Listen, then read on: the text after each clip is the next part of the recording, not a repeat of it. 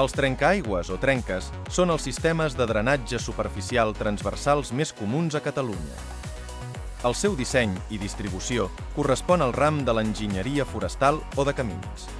El principi de funcionament consisteix a disminuir la quantitat d'aigua que baixa per un camí i evacuar-la ladera avall.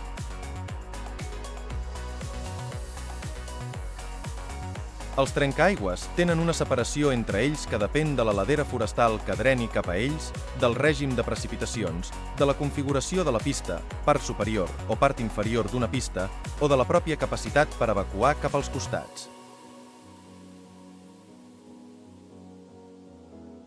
Els trencaaigües afecten a una llargada del camí d'entre 4 i 6 metres, i el seu angle respecte a la direcció del camí està entre 30 i 45 graus.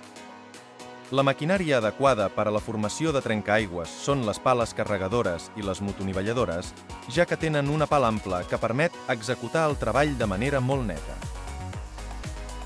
Cal tenir en compte que com més trencaaigües hi hagi, més complicat serà el manteniment posterior amb motonivelladora i, a més, es reduirà la velocitat mitjana del camí.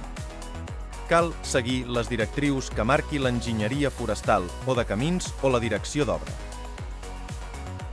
Respecte a l'eix longitudinal altimètric del camí, els trencaaigües no s'enfonsen ni sobreeixen més de 15 centímetres, podent-se seguir aquest esquema.